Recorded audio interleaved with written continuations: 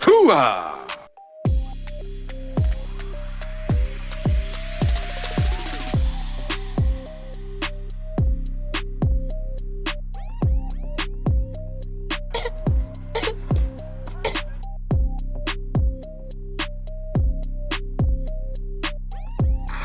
Oh my god! I will smash your face into a jelly! Drinking, smoking, you know, having weed, anything you want to pick.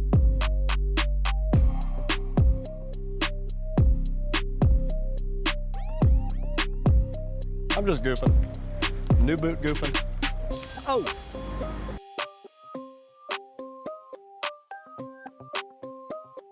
Spicy! My prostate's flaring up like a freaking bitch.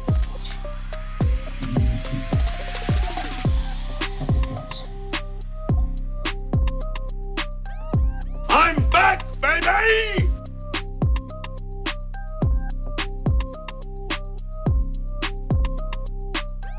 Huh? Me?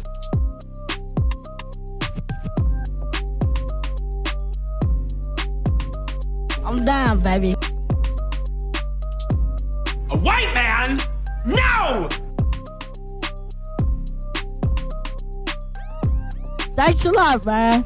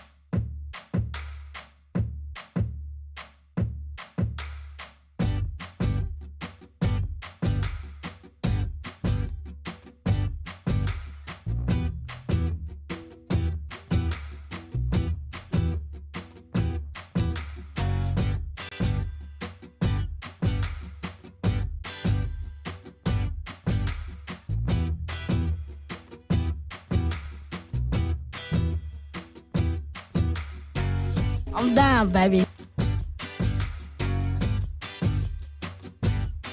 Cause you got a good life! You got a good life. I am not a successful adult. I don't eat vegetables and or take care of myself.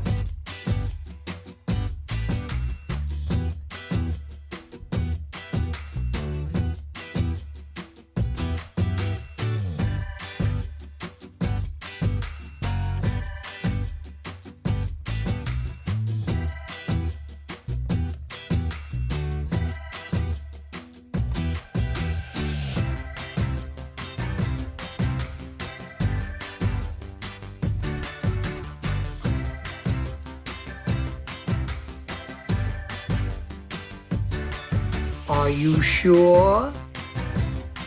Buongiorno.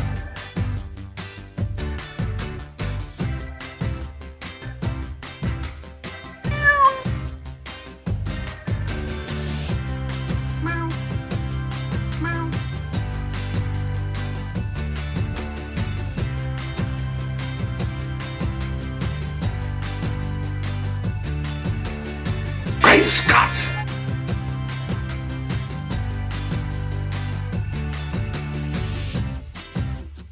Hey, Mom!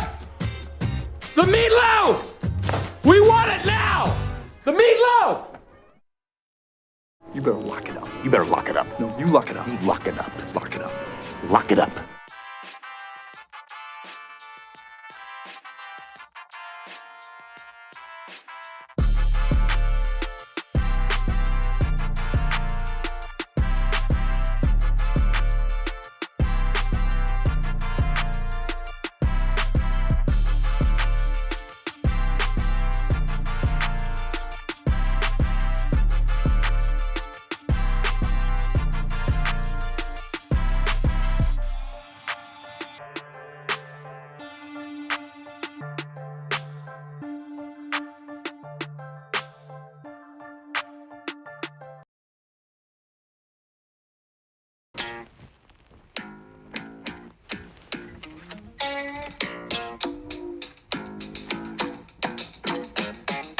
Hey, J-Bone Nation!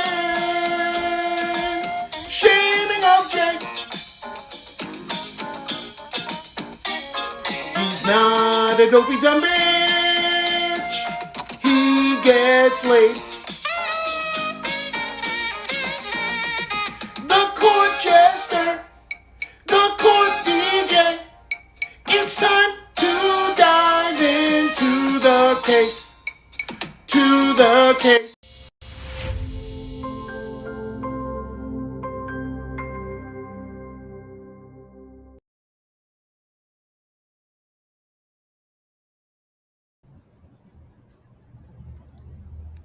What's up, everybody?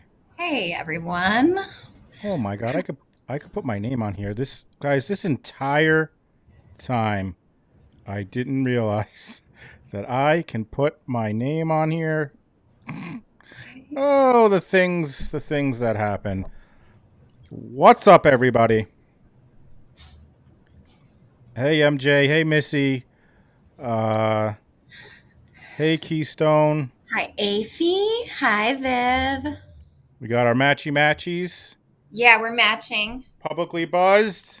By the way, this stream will take you in the portal to Feral Friday with Chris Duet. These shirts are awesome. It's Friday, and it's Friday night psych. You know what that means. You guys have been tired of me talking since probably like Tuesday. So now I could just shut the hole in my face and let my beautiful wife take over here and just push buttons for you. So, before I do that, I just want to say this week has been awesome, and I'm looking at all the mods in there, and like I just thought like I got to thank them because, you know, as hard as we've been working this week, the mods have been working, and like we really appreciate you guys. Thank you so much for everything you do. Also, thank you guys all for being with us here this whole week. This week has been crazy. I think we're at, let me just check a second here. I think since the last time we checked, we're at 5170. I'm curious. I'm wondering, babe, what do you think about this theory that I just thought of? Those 90 days where I was like not monetized, did like when that came off, did like I then get more put into like the For You page? Like I wonder if the amount of followers that I've got since, but I don't know. It's just we haven't got that many followers since we did Rex Heuermann. That was a lot, but there hasn't been like a big case. So like I'm just curious if that has. What do you think, babe? That's true. That could be it. I mean, I don't know. You never know with algorithm. That's true. And before I let you go, there is the trigger warning. This is a case that deals with child abuse. We ask that you do not put the children's name in the chat. We can't show. We're not going to show any clips of the kids. We're not anyway, just because they're the kids. But also, YouTube is like anyone who plays their stuff, your shit's getting taken down. So we're not going to do that. And babe, do you want to give your spiel and then go for it? Yeah, sure. Hello, if you've never been to Friday Night Psych before, I'm Shannon, and I am a master's level mental health professional. I am a therapist. I love to do Friday Night Psych. I don't do therapy while I'm here, but I look at situations through the lens of mental health / psychology, and I'm super excited to delve into the topic tonight. As a therapist, I work primarily on a treatment team. I don't diagnose people, and I do not write prescriptions for medications, as I am not a doctor. So just wanted to say that, yes, it's very important to me that these children, although they were publicized their entire lives, at least the younger two, really primarily their entire life. And their names have been out in the media for a long time because that's the choice that their parents made. We are not making that choice tonight because they do not have consent, and children can't, give consent because they are under the age of 18. And she does have 2 adult children, and they also have been somewhat in the public eye, but I would also like for us to not put their names in the chat either. We are talking primarily about the people who are charged with a crime and their Ruby Franke's husband, Kevin Franke. So we will be talking about them as a couple, and we will be talking about the other person who is charged with this crime. So I thought I would start out with just a brief timeline of kind of the players and what's going on in case you are not aware of this case.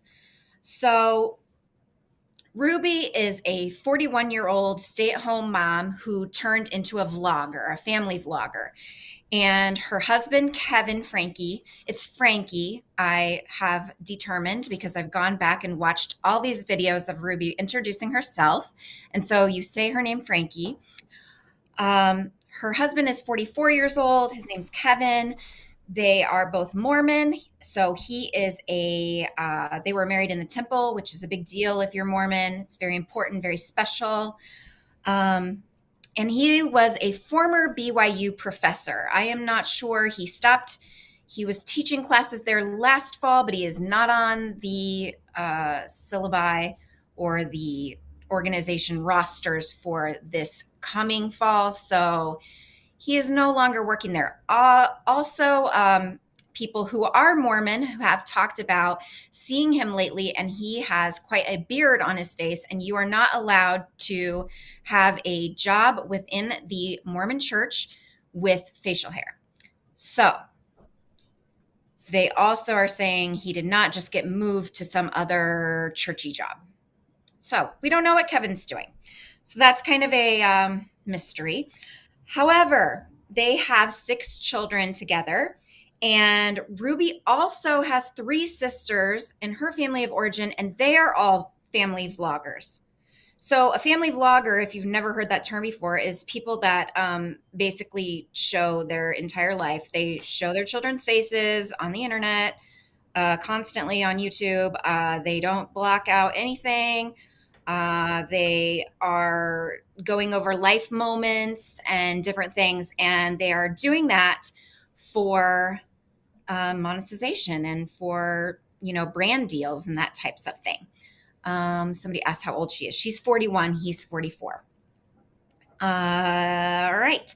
So in 2015, we have an ex-Mormon in here who's never heard of the facial hair thing. So that information I got from, and I put all of my sources in the description already, except for one. So I will put one more. I have one more, but I will cite it as I go. And the facial hair thing I learned from an amazing podcast / YouTube channel. It's from 2 ex-Mormons named Jordan and McKay, and they're a married couple, and they're amazing as far as giving you the angle on the Mormon church. And they just do a really wonderful job with their content. It's very well researched. And so their channel is in the description box. So you can go follow that if that's content that you might be interested in. So in 2015, Ruby and Kevin launched their YouTube channel, which is called 8 Passengers. So 6 kids, and the 2 of them.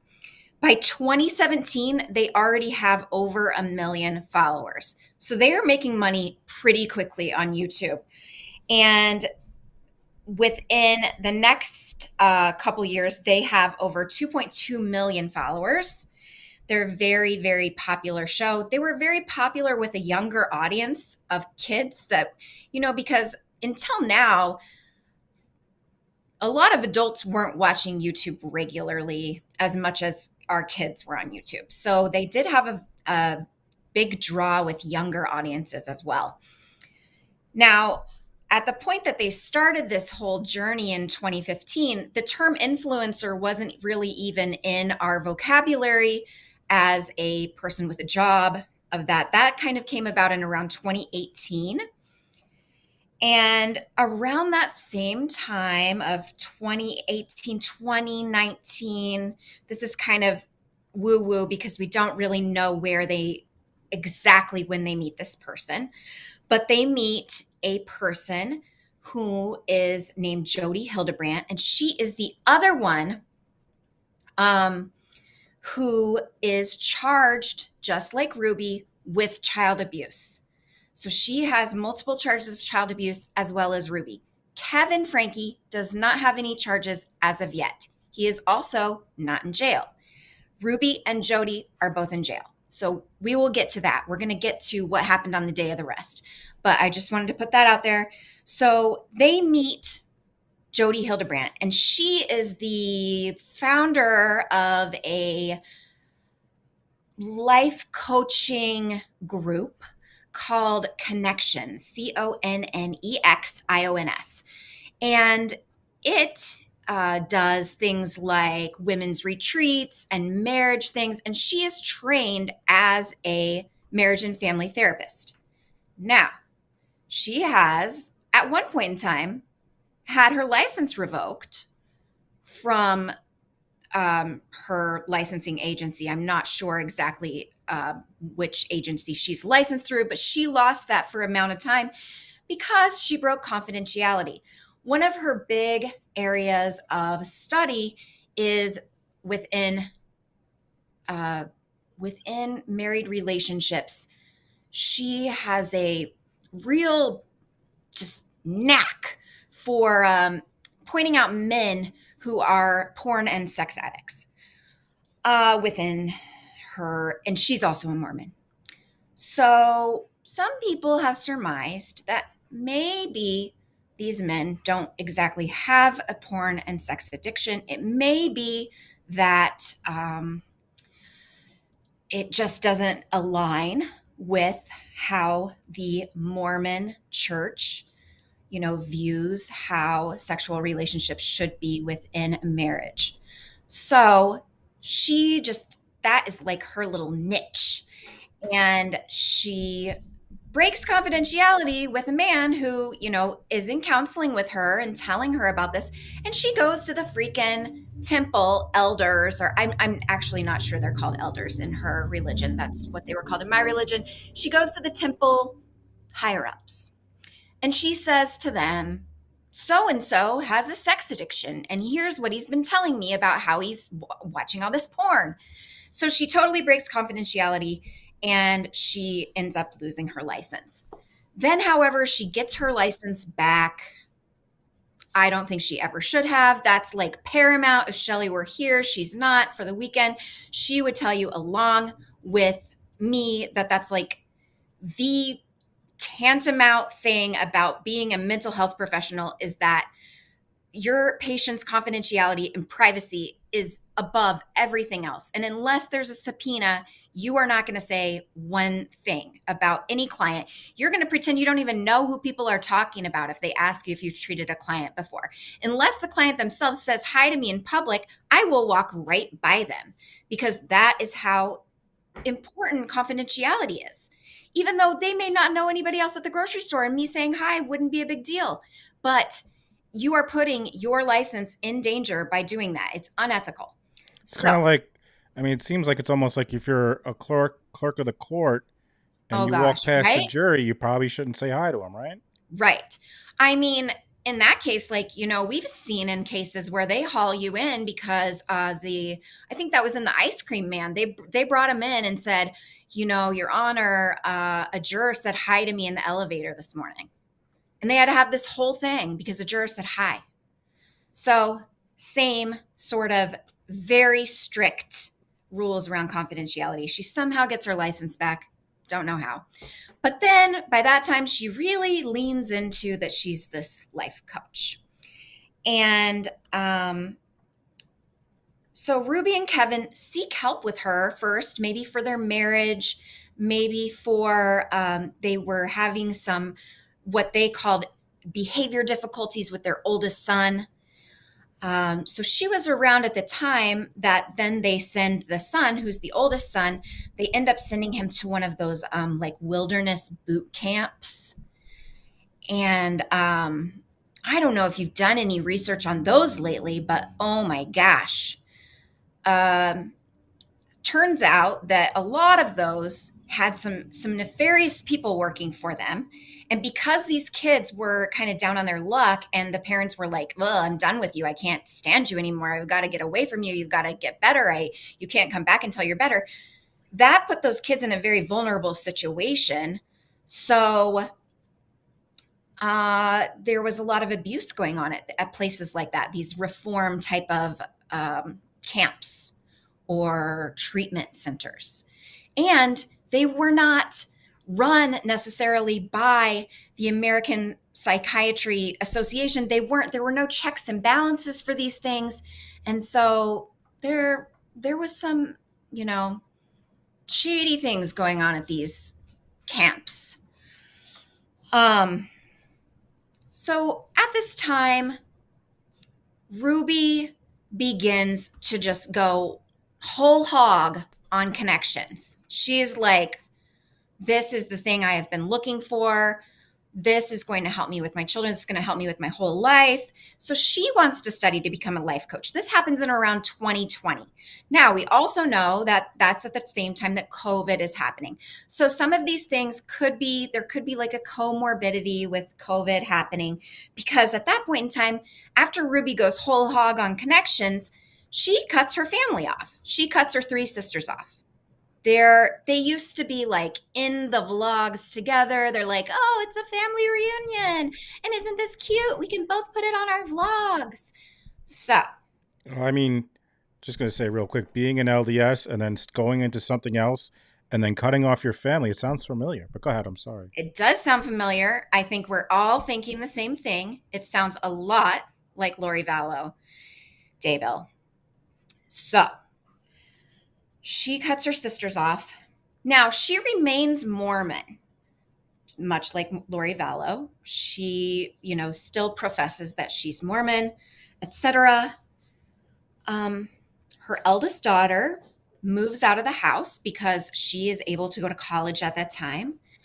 And then it's, I think, a wonderful thing. She begins to see that what's going on in her home. And so she stops contact with mainly Ruby, but both her parents. So she stops contacting them as well. So now Ruby, Kevin, and the other children, the other 5 children are really in this vacuum because they're not with the extended family anymore. The oldest daughter is like, I'm going to go no contact. So there again are not as many checks and balances. We see this in abusive relationships all the time. They want to isolate you. They want to put you somewhere where nobody is looking over you. Nobody is going to say, oh, that's really wild. I don't think that that's good at all, etc. So, I'm looking down to find my place again. So if there are any comments that you see, babe. Well, I just want to say to Karen, she asked so when I opened the box, Karen, these fell to the side. So I was going to wait until the next time Donnie's on, I will open these from the unboxing. I am sorry, Donnie and Karen. These went to the side and then they ended up, under some of the wrapping paper and I missed them. So hope Donnie feels better. Let me know when he's back and I'll wait to open these. And Karen and Donnie, again, thank you so much for everything. Go ahead, babe. Sorry. Yes. Okay, so,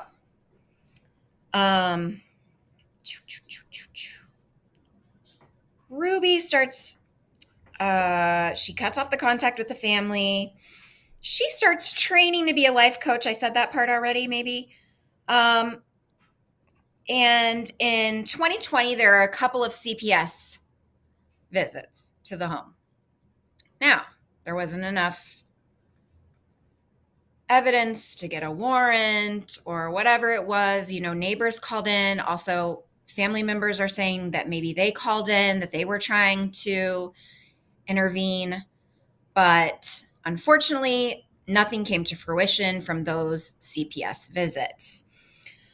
In 2022, randomly, as Amy Prala mentioned before, YouTube never demonetized 8 passengers or any of this stuff. They never took it down, although they are trying to say now that they took it down. Pretty much the whole thing on the subreddit and everybody who was around for this whole time is saying, no, Ruby took it down in 2022 and everything started being connections. So the content's removed. Kevin moves out of the family home.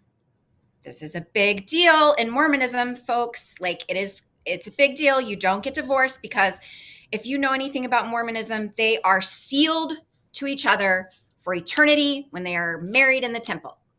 And that means that, babe, this is wild because this would mean that you would spend eternity with your ex-wife. I'm going to pass on that one if that's okay. And I would spend eternity with my ex-husband, which I'm also going to pass on.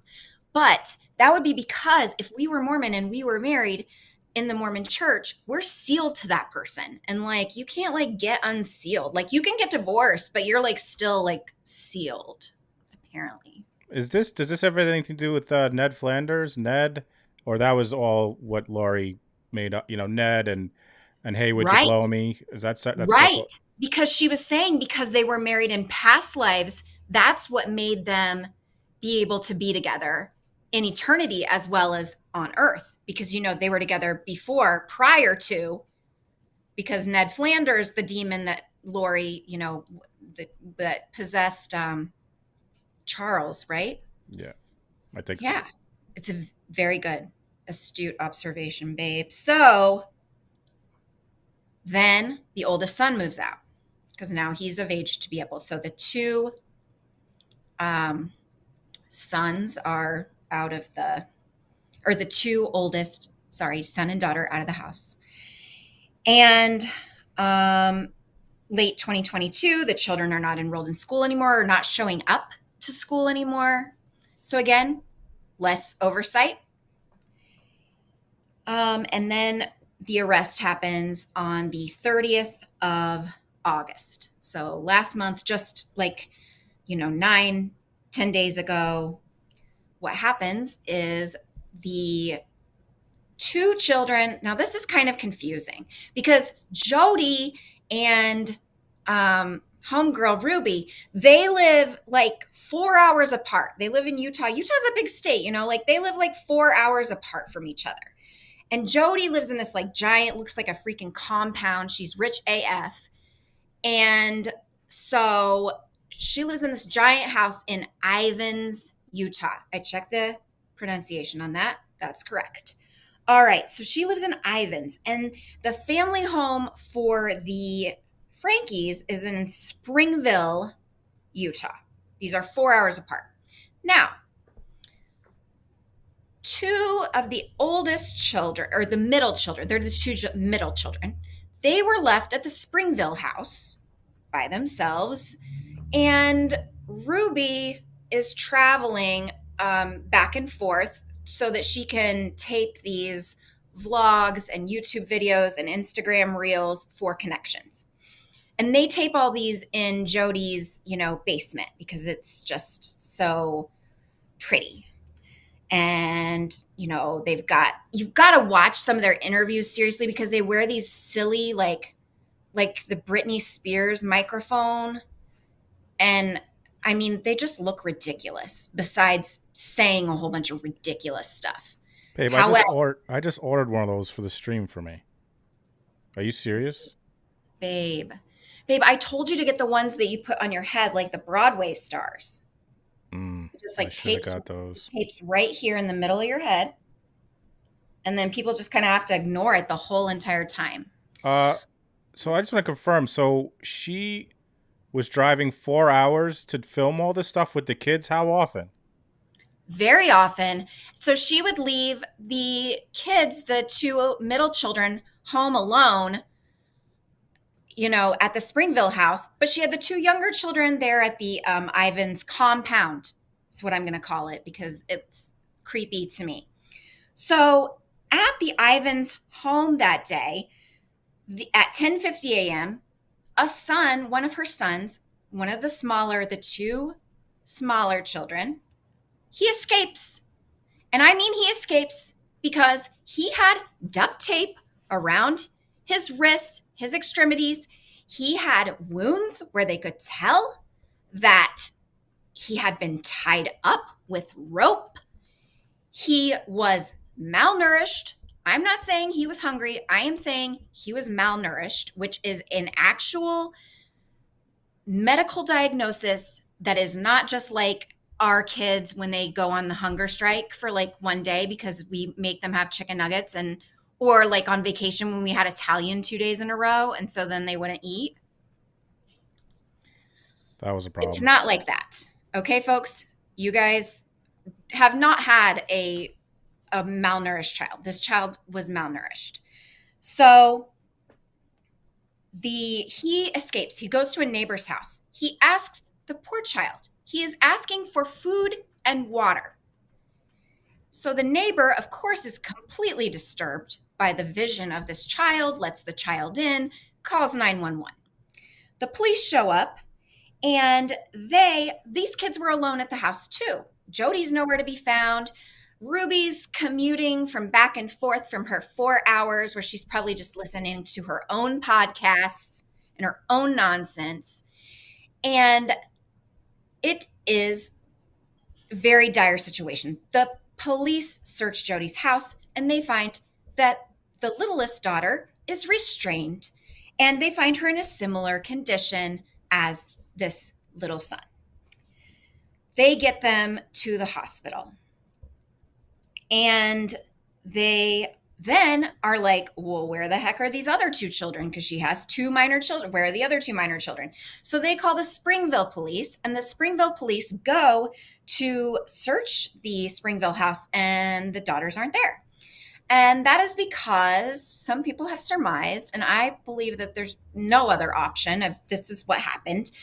Ruby and Jody caught wind that the cops were searching Jody's house, and they were like, oh my gosh, get the other kids out of the Springville house. So is everything okay? There's like a beeping. Is that me? Meow. Hang on. I can't hear you anymore, honey.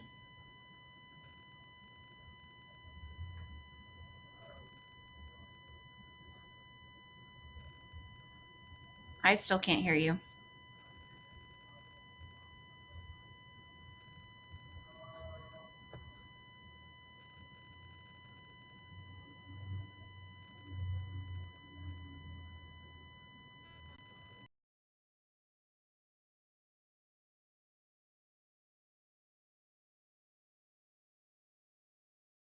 I can't hear you. Can you guys I hear? can hear you now. All right, we're good. Okay. Sorry about that, guys. Sorry, guys. Okay, so they serve a search warrant upon the Springville house. The children aren't there because Ruby and Jody had caught wind of this. Jody calls her good buddy over in American Fork / that's around Provo, Utah. And they're at a friend's home over there. So the police track them down. And they are in non-malnourished condition. The 2 middle children are in good condition. There's no rope restraining. There's no anything. So they arrest Jody and Ruby around 8 p.m.-ish. Ruby actually tries to go to the hospital. And the hospital's like, no, honey, you're not coming in here. And they contact law enforcement, and so they arrest her. They arrest Jody. Ruby says nothing because she's clearly at least listened to 1 episode of Defense Diaries. Nothing except that she wants a lawyer. But Jody says the 2 little children, so she says their names, cannot be around other children. Not sure what that means. This cryptic message of banana sandwich nonsense. So they are in jail now, in a state full of Mormons. The jail, my friends, is called Purgatory Jail. I am not making this up. You can't make this shit up.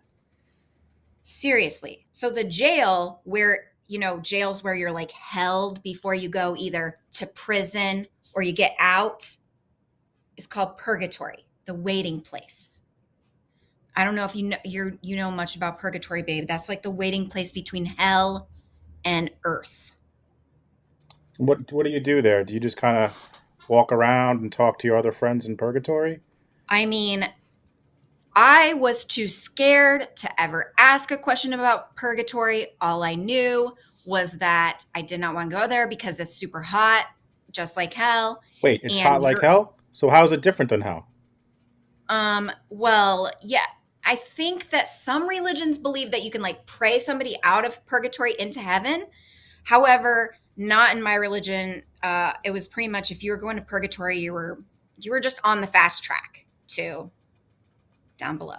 But I don't understand. Why, if it's purgatory, why don't just say you're in hell? What's the difference? Well, honey, I don't know. And you're not allowed to ask all these questions. Well, I'm asking them now, so... I know. I'm not saying you're not allowed. I'm saying... No, I know. I'm kidding, baby. You're not allowed to ask these kind of questions because you can't really get, like... You can't have much critical thought when you're in these types of things because it's not really encouraged. So... They're being held without bail. We found that today. So that's great. They have been charged with multiple felony child abuse charges. So that's a big deal. So what did they do to these kids, right? And when did this all start happening? And is it Jody's fault? So that's what I'm going to talk about now, because during the 8 passengers, there's not cable in purgatory, babe. There's definitely not. There's not cable? I mean, there's probably like dial-up internet, but yet your mom keeps getting on the phone. So I can't get into the chat room? No. So it constantly is just that noise, and then like it never connects? Is that what purgatory And what like? would really happen is some cute girl said ASL to you, and you were going to type in, and then... And that's where it hangs up? Mm-hmm. Can you see anyone in there? Like, are other people walking around next to you and trying to get on the chat rooms, or? I think so. I think okay. You're in there with some real bad people, just like you. Right, but so then, I mean, you should be able to make friends at least, right? I mean, you're trying not to make friends. You are trying to somehow get reconsideration to go above because you don't want to go below. So how are you going to do that? Is there church down there? How are you going to do that? Babe, again, if I would have asked all these questions, then I probably would have just been sent to my mom out in the auditorium and out of Bible school because I would have been deemed a troublemaker who was trying to do bad things and who's going to go to hell themselves. So then I'd probably, if I died in my sleep, hell for asking those questions. So for those who don't know, I'm an atheist. I was brought up, my mom is Roman Catholic. My dad is Jewish. I was raised with nothing, and then I decided I was I'm an atheist. And Shannon obviously was brought up, religious. I don't know however you want to say it, babe. But this is how our conversations go because I don't know anything, and I just have a ton of questions. So I'm sorry. Go ahead, babe. Continue the story. It's okay, honey. It is all right. So what happened, right? And was stuff happening before the Jody stuff? Well, my friend who's actually here tonight in the chat is the person that was like, hey, you guys should cover this, Jessica Ferguson. She's here. Thank you for being here. You're one of my very good friends. And she told me that she used to watch 8 Passengers when it was on. She used to be one of their viewers, but she quit watching it because of the way that Ruby was treating her children. So Ruby and Kevin were super freaking strict. I mean, to me, it's abuse. I mean, there are a few things that aren't abuse, but a lot of it is abusive in my opinion. So here's some examples. Now, we're not going to show you the videos because first of all, YouTube said don't show the videos or you'll get taken down, and we don't like to piss off the overlords. Second of all, the children are in the videos. We're not going to show videos of children getting abused on our channel. Like, that's everything we're against. But by the way, correct me if I'm wrong, YouTube was okay with these videos until the shit went down. Everyone could see it. it had millions of views, it was okay. Then this went down, and now they're like, no. But then they were fine with it. They were making money off of them making money. So go ahead, babe. Tell the Janet, this is a great question that Janet just put in the chat. Did watchers of the channel never report the parents? Watchers of the channel, although they were a lot younger than the parents typically, the viewers, yes, they absolutely did. There were petitions online to look into these parents and to say that their parenting methods were abusive. So here's some examples of things that they did on the vlog, like laughing, like, ha ha ha, this is what they did in front of the camera, people. So who knows what they were doing behind the cameras? So first of all, eating was a privilege in their house. So that could be taken away from you as a punishment. You could no longer eat. For example, when the one daughter was in kindergarten, happens to be the daughter that was restrained at the home, she forgot her lunch. And the kindergarten teacher, of course, calls Ruby and is like, hey, your daughter doesn't have her lunch. Can you bring lunch over? Ruby is banana sandwiches in her car doing a little Karen video where she's like, I hope nobody gives her food today because they're uncomfortable. Right now, my daughter just texted me on the phone that she's hungry. I mean, you can't make this up. So go to the kitchen and get something to eat. You are not allowed to just access things. If they went to the fridge, they say to them, oh, you thought you were entitled to go to the fridge and get something to eat. They couldn't go to the fridge in their own house. So are you going to another? Does not take the lunch to the kindergartner. She's going to let her starve.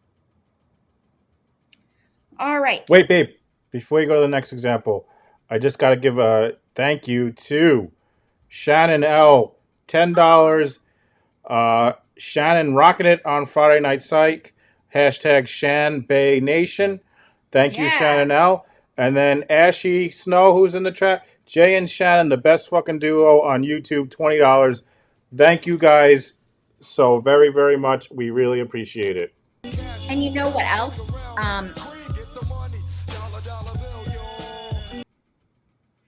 Just every time you hear it, you're like, Bob's dance, right?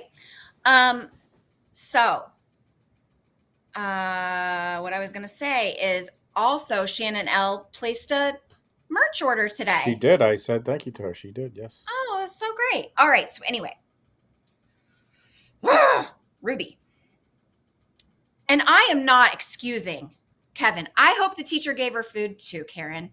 And by the way, this is like the triggeriest stuff that we're talking about right now. So if you need to leave for this part, go get a drink of water, go get something to eat, stretch, pet your pets, do these types of things. That's fine. Please do. Because this part will be over and then we'll get more into like a meta-analysis type of thing. So she tells that same daughter, when that daughter is like 3 years old, that, the daughter is cutting things around the house, like, oh my gosh, Brian was doing this like just 2 years ago. For some reason, he would just like cut a snip into his clothing. And I was like, why are you doing this? But they don't know why they're doing that because they're kids. And they just like see something and they're like, oh, I wonder what would happen if I did this. And they cut their clothes. So the little girl, who is 3 at the time, starts cutting things around the house as 3-year-olds do. And Ruby, on the vlog, decides to take the daughter's very favorite toy and take a pair of scissors and say, do you understand that if you cut anything ever again, I will cut off the head of your toy, your favorite toy? Daughter melting into tears. Terrible. The oldest son, who they sent to the boot camp, well, he comes back from the boot camp and then she's like, oh, hey, I don't think our viewers know this, but you've been being on punishment for a while. And he's like, yeah, I haven't had a bed for 7 months. I've had to sleep on a beanbag in the living room. The reason this kid gets his room taken away for 7 months and his bed, and to me, this prank is hysterical. It is the funniest prank ever. This is a sibling prank. and it is funny. And if one of our kids did it, I would laugh.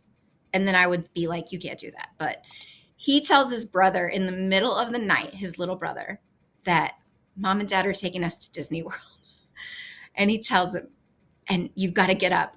And you got to be quiet and pack all your stuff. So like he packs, the little boy like packs his whole bag and does this whole thing. Like 2 a.m. They weren't going to Disney. So, I mean, that is something that a brother does. They took his bed and his room away. They were like, you're sleeping on the floor for 7 freaking months. And he had just gotten his bed back in the video. And she's like, if you're laughing about this, I guess the punishment wasn't strong enough. $20 Venmo from Missy Mayhem. Shannon is a boss babe. I love her. Heart emoji. We love you, Missy. Thank you very much. Thanks a lot, man. Yeah. It was. He just pranked his brother. Exactly. It was a freaking prank. 7 months, no bed. Sleeping on a beanbag in a beautiful, like, I know I said that the Ivan's house of Jody's was really nice. The Springville house was gorgeous. It's like multi-million-dollar house as well. Gorgeous, gorgeous, gorgeous. All right. She read through all they were not allowed to have privacy. Privacy was a privilege. They got all their texts read out loud on the freaking show.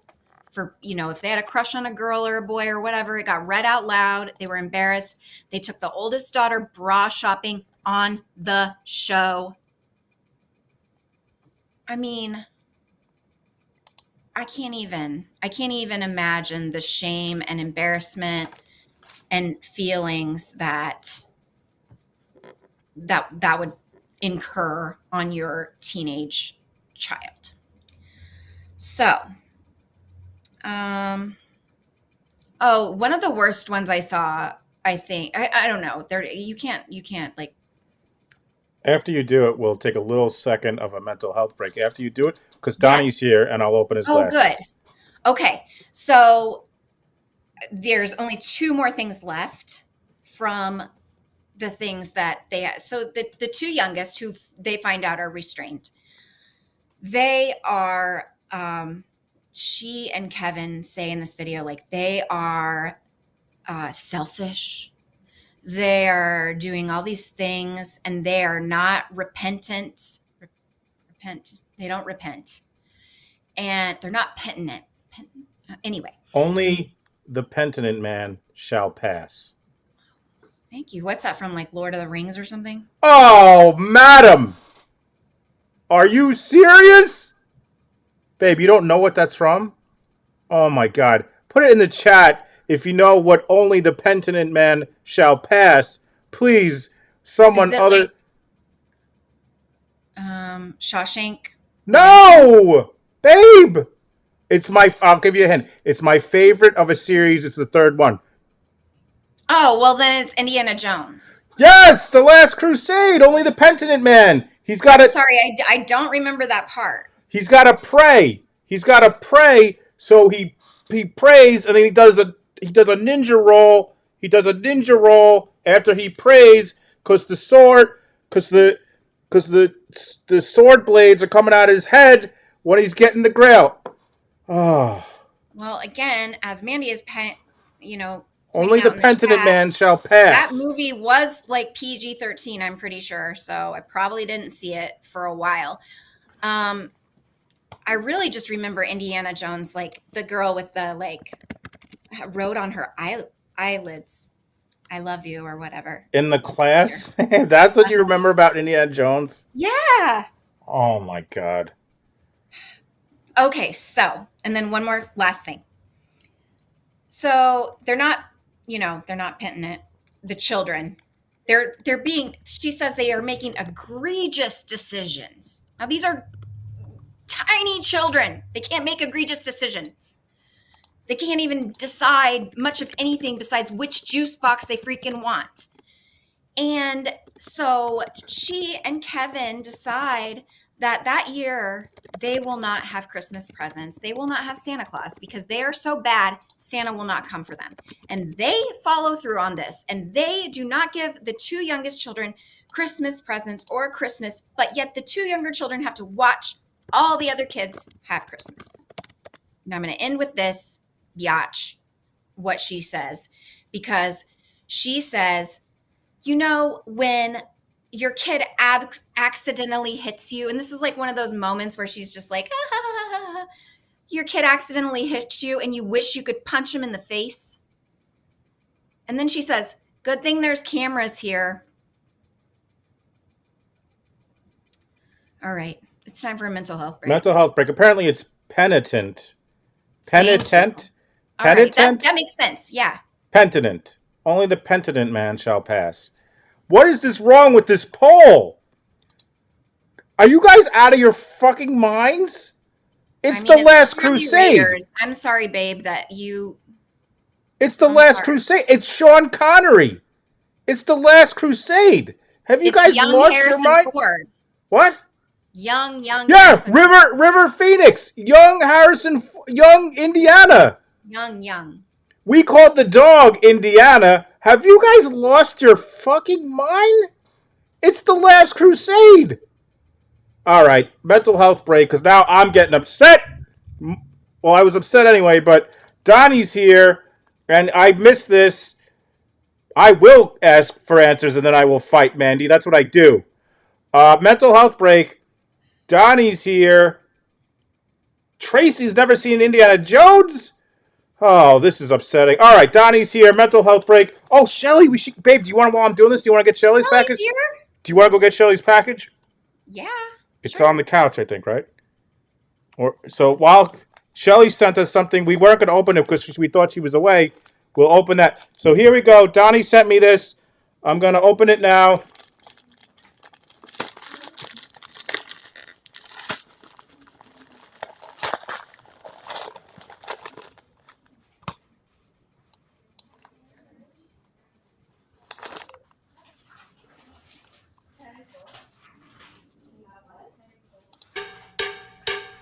We just got a letter. Thank you, Allie. We just got a letter. We just got a letter. Wonder who it's from. Thank you, Allie. Your husband's right.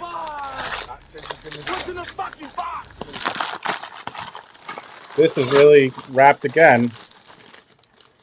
Oh, we got a 10. By the way, we got a $10 app from Tangled Crochet. Crystal, thank you so much. We also got $10 from Liz Merrill. Shannon is amazing. I agree. Thank you, Liz. Thank you, Crystal. And then it says thank you, Shannon. You're amazing, and we love you. Folks, the reviews are in. We all agree. Shannon is amazing. Thank you so much, guys.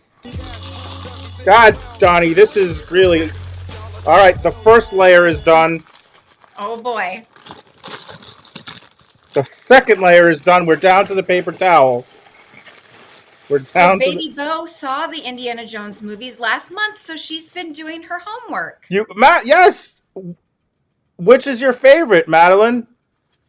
All right, now we're down to the paper towel. Gosh dang it, answer my question. I didn't see your question, T-Pain. My dude, as you would say. Very nice. Thank you. Oh, babe. You all look... right. Not at all like poot in those. Thanks. You're welcome.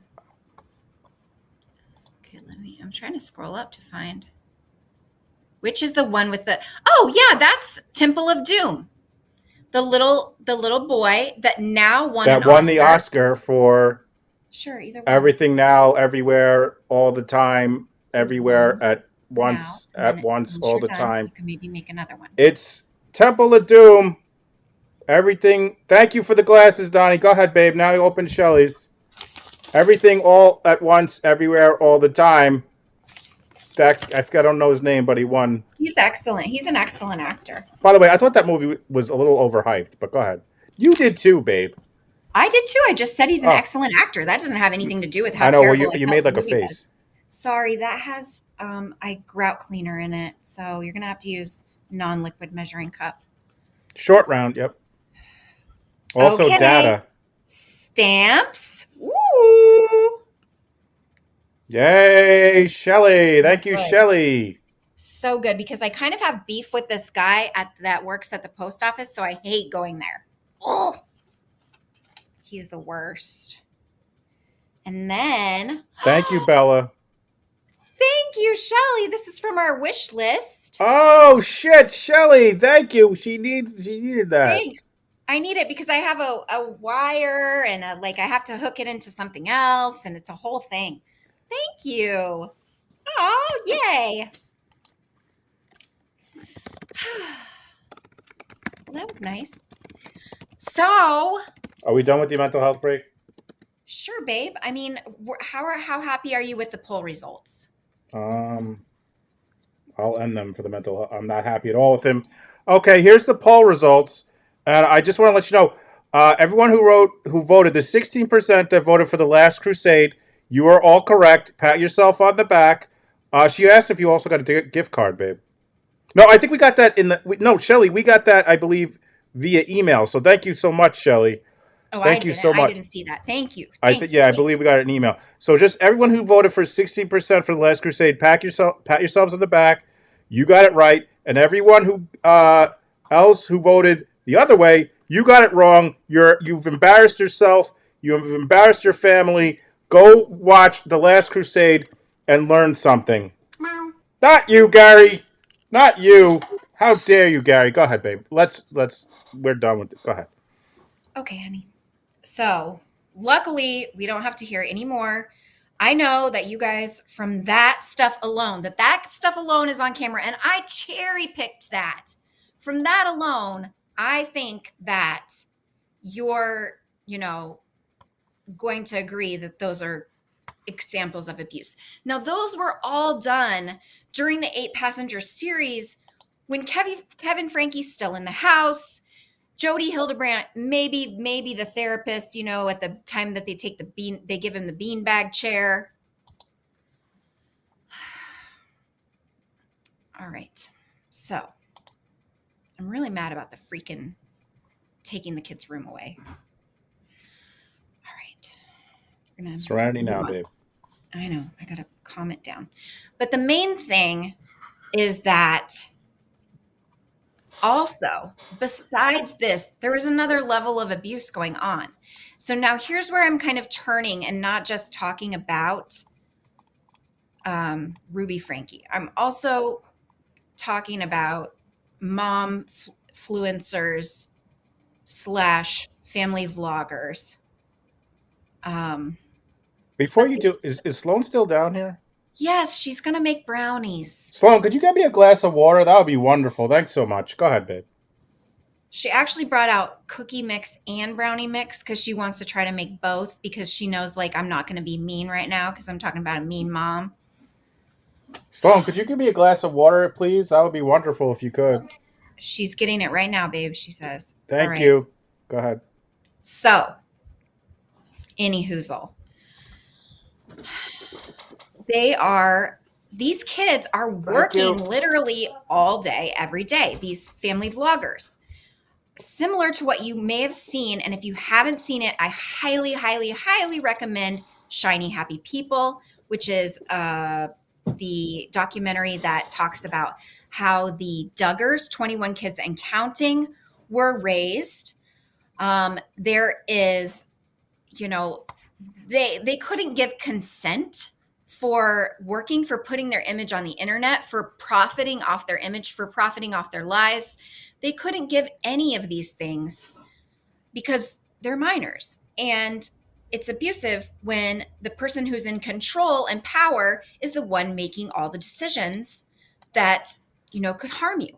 Also, something interesting is that there is not a law for child influencers like there is for child actors and child models, etc.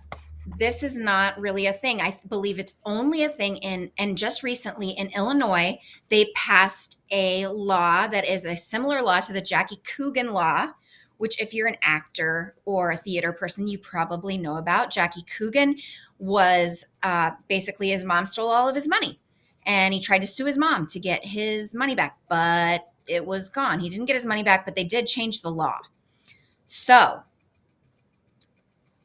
there is not a law like this protecting kids' income.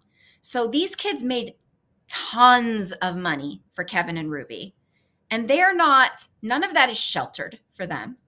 None of that is set aside. It's not guaranteed that they will ever actually profit from all the work that they did. And frankly, they were humiliated on camera. And I mean, the girl is going bra shopping on camera. And, her peers at school are seeing that. Right to jail, right away. Right to jail, right away. It's fine. Okay. Yes. So, the whole thing is that also you are constantly bathing your child's brain in a curated reality. You are telling them to do things that are not real all the time for the camera.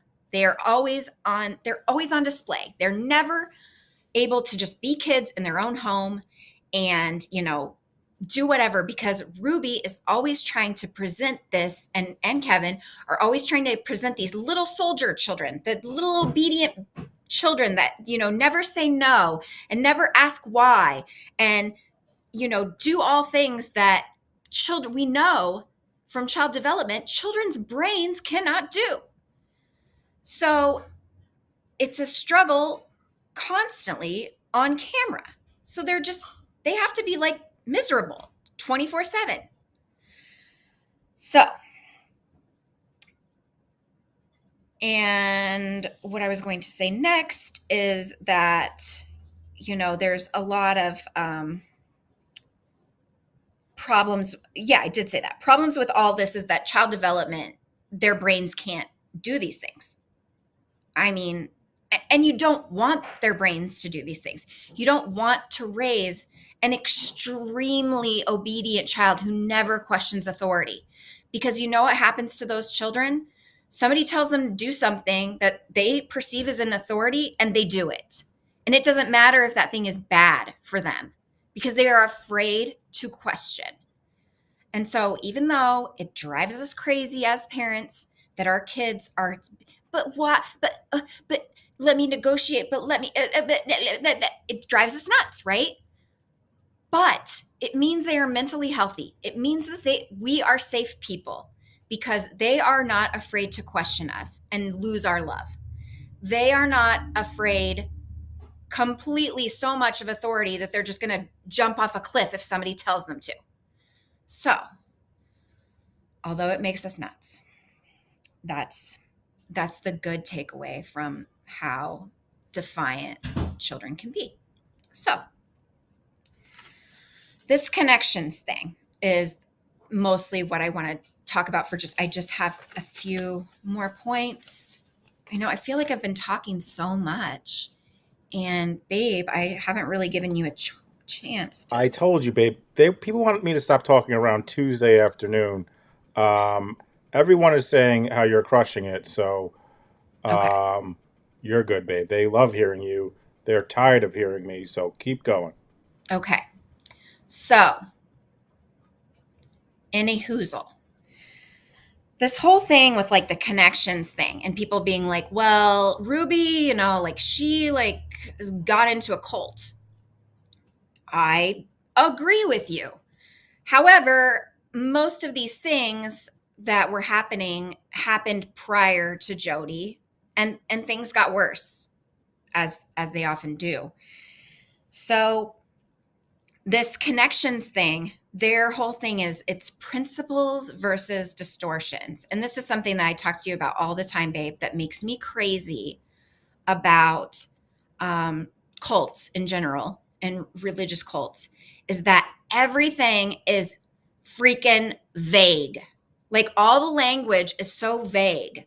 It's like principles versus distortion. Oh, Bill Gothard, the guy who is in the Duggar documentary, his was the Institute of Basic Principles. And, Keith Raniere, they had like things, and Scientology, like, you want to go to the next level and you want to be on the next tier and you want to experience whatever. So these are all so vague that when you hear them at a conference, you're not thinking, oh, this is a cult for sure.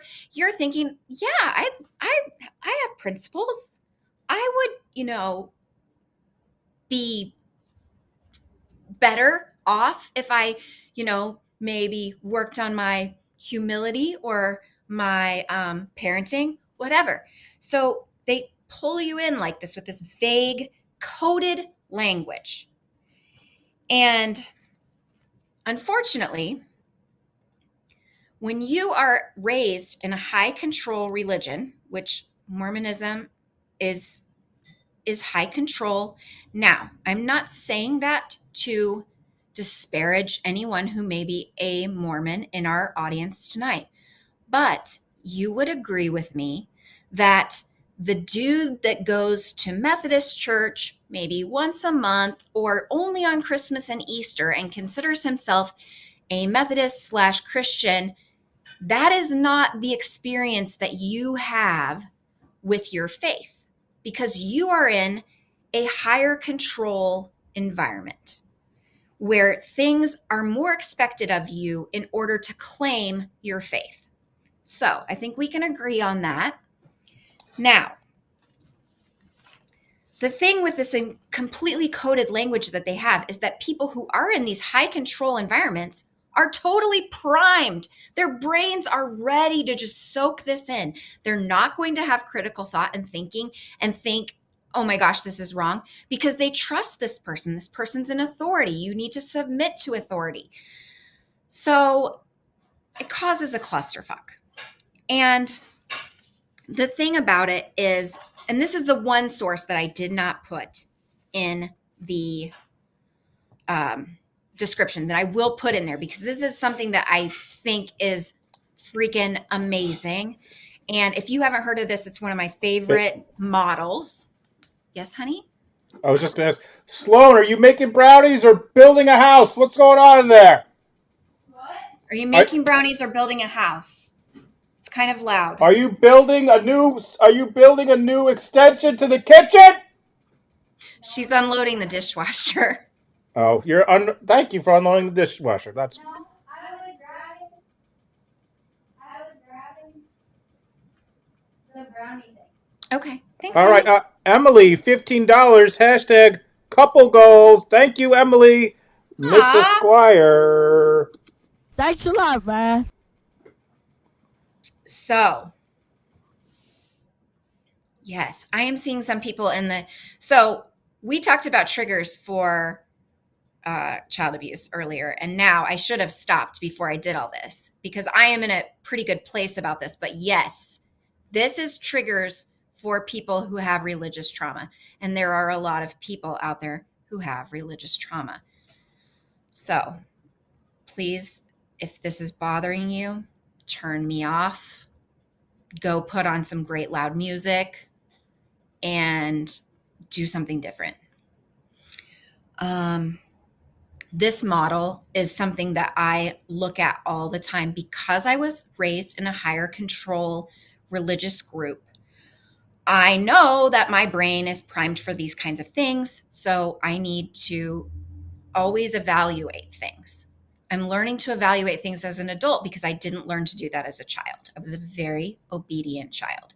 There are no raisins in the house, Mandy, so she can't put them in. Don't worry. No raisins will be in these brownies.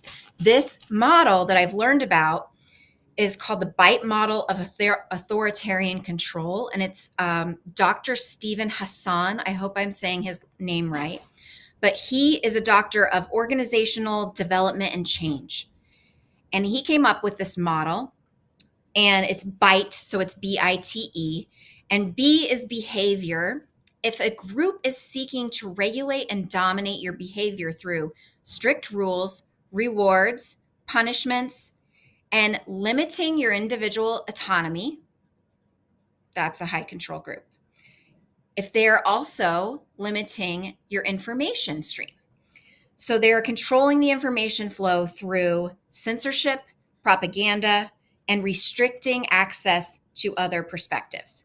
So a lot of times in these high control groups, you're homeschooled, or you go to a college that aligns with your faith, that, so you're not getting the same flow of information, or you're not allowed to watch certain movies. You can't read Harry Potter, etc. So the information that's coming in is there's already been a sifter that's, pulling things out that they don't want you to have. The next part is thought. And that is psychological techniques that people use to shape your beliefs, your attitudes, suppressing your critical thinking, and promoting conformity. You want to be totally unique, but you want to be unique in the sense that you and your group are together and, you're better than all the other people. So that, again, like we talked about before, is also excluding you from other sources of information, other sources of people that are like, whoa, what's going on? I don't think this is good. So, thought, we went over that one. And the last one is emotion. And emotion, it's about manipulating emotions, fostering dependency and loyalty. So you are fostering dependency and loyalty on the group by using love bombing. No one loves you like this group. No one loves you like this. You can't get love like this from anyone else. No one knows you like we know you. Guilt. If you're not conforming, then guilt is heaped upon you. And fear-based indoctrination. So fear-based is oftentimes a very extreme punishment. I know that in Scientology, they have to go to like something called the Sea Org, which is like they are isolated. It's a 9x13. The first one, sweetheart. Preheat the oven. So they are threatened by this giant threat of what will happen to them. And it may be in this life or it may be in another life. I know there's some people that believe you have to be reincarnated. You're going to have to, redo your life, or you're going to go to hell for XYZ.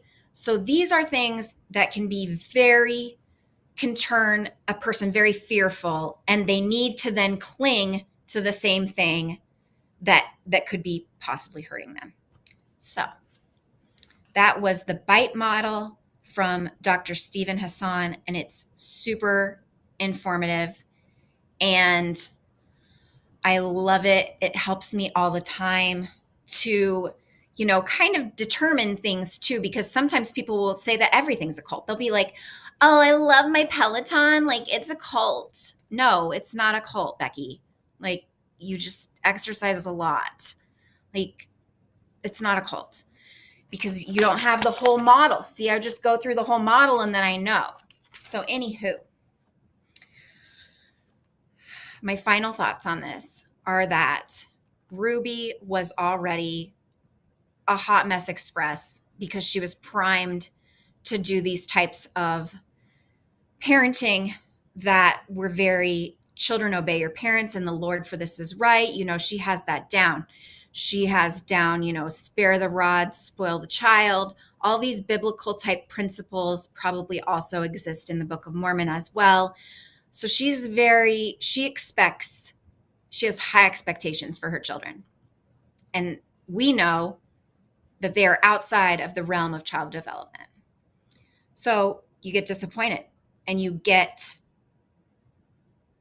frustrated and you get angrier and angrier and angrier.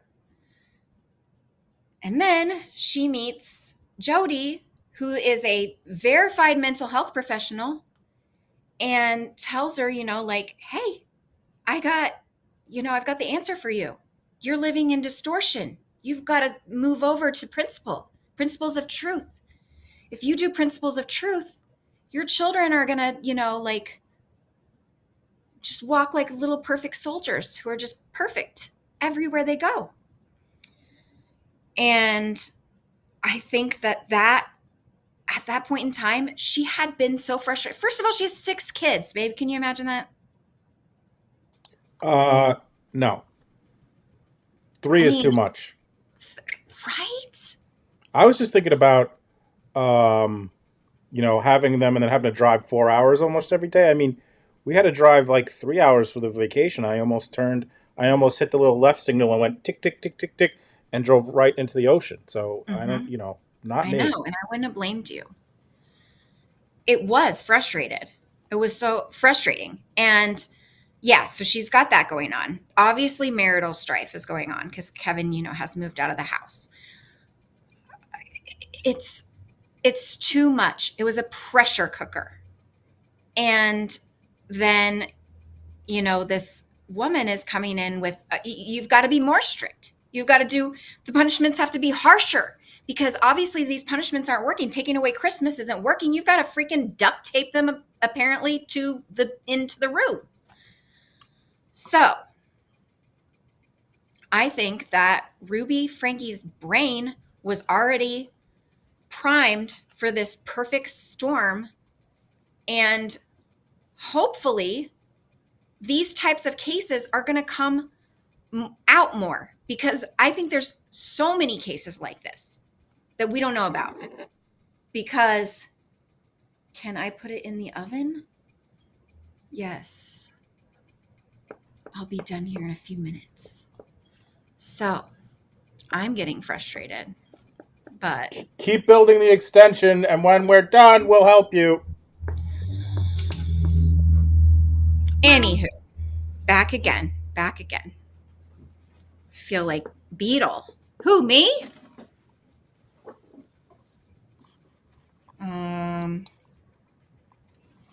Jody did not make. I'm back, baby!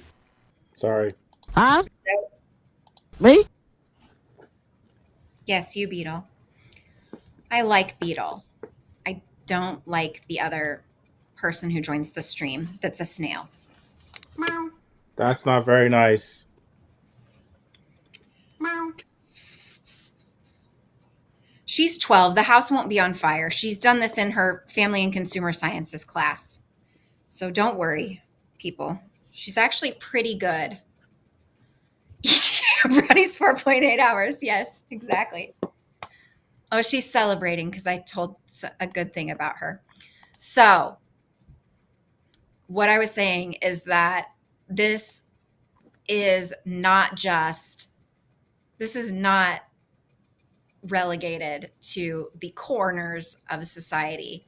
And if you saw 8 passengers and just looked at it without listening to it maybe, or without watching it all the time, you would see this freaking gorgeous, Ruby's gorgeous. Her husband's a good looking guy.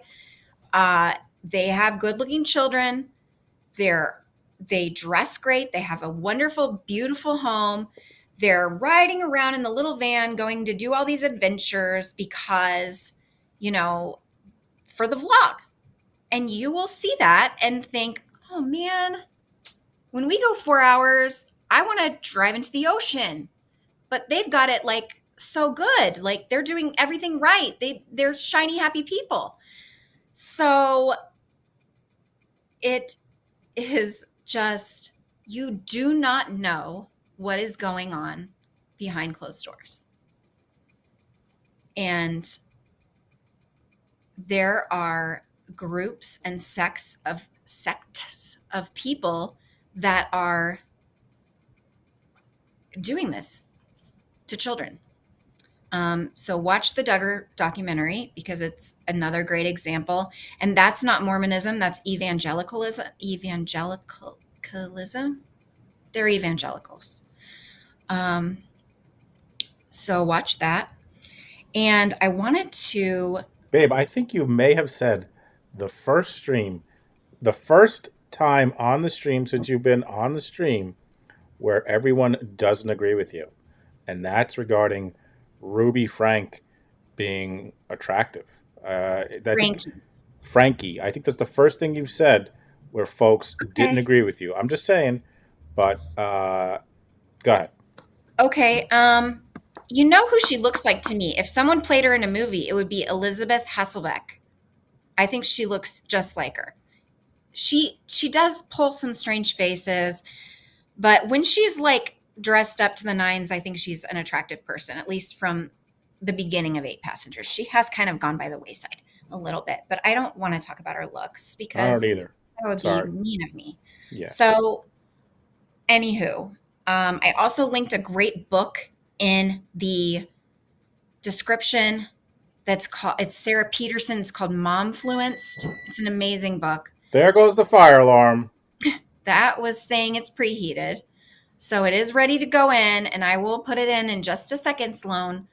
So I want to end with this quote. It's not really like end worthy, but it's such a good quote, and I forgot to put it in earlier. So this is from Sara Petersen's book, and she says that this actual quote is from Matt Klein, who is a cultural theorist and cyber psychologist who studies our relationships with technology. He says that momfluencers occupy a unique place in the influencer landscape, and that they are different from other influencers because they've largely remained immune to the greater shift towards less glossy imagery and more gritty, raw content like TikTok that other genres of influencers have gravitated towards. While all influencers are tasked with pushing products, momfluencers also sell something more profound: idealistic fantasy. It's escapism, it's performance, it's aspirational, unattainable. Still, we really don't care. It's what we signed up for. Knowing how impossible this is part of the fun and the appeal. It's pleasurable, it's voyeuristic, it's unrealistic, and we know it's not good for us, but it feels so good. So true. I mean, you can probably think of, if you're a woman and you consume Instagram in this audience, you can probably think of some influencer that you just, for some reason, just keep watching. Just keep watching them. Do everything. Even though then they're like trying to hawk you deodorant. Still watch them.